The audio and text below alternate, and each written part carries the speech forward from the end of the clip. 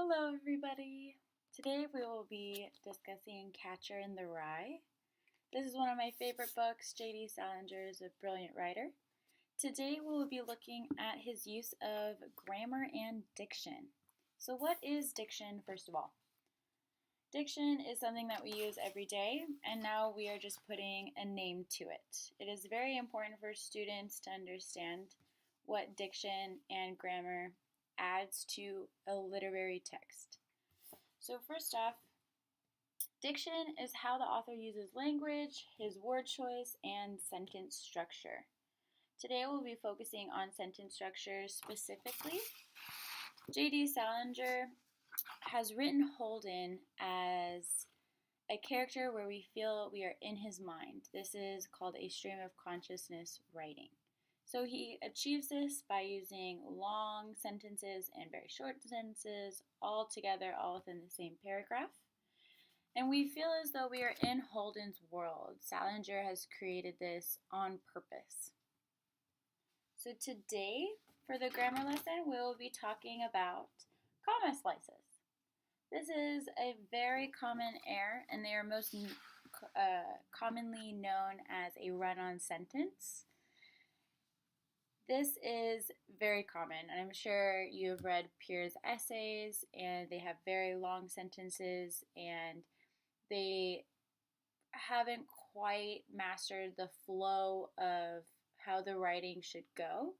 And nobody is perfect. This happens to everybody. And run-on sentences or comma splices is a very common error that is very easily fixed. They are fixed by using a coordinating conjunction word. Examples are if, and, but, the, and because. I'm sure you've heard those words many times. An example of this, just to kind of clarify, some people eat to live, others live to eat. So for me, it's a little bit awkward to read. There's a comma that tells us to pause, but it doesn't feel as though we should pause when reading it out loud. This can be easily fixed by just adding the word but right after the comma. Some people eat to live, but others live to eat. It flows much better, it's easier to read. This is an example of a run-on sentence that could be fixed. So today we're actually just going to be analyzing the first paragraph of Catcher in the Rye. So the very first sentence is a very long sentence. It's about 6 lines long, and he uses a lot of commas, a lot of conjunction words, and to me this is not a run-on sentence at all because the way that he has written it and his use of punctuation and his coordinated conjunction words. So for this exercise, I want you guys to read the paragraph. It is a very long paragraph for an opening. And pick out what we know about Holden so far. What has Salinger given us with his use of diction and grammar that allows us to hint at or get a feel for the atmosphere, the tone, the setting, who's Holden going to be, what's revealed.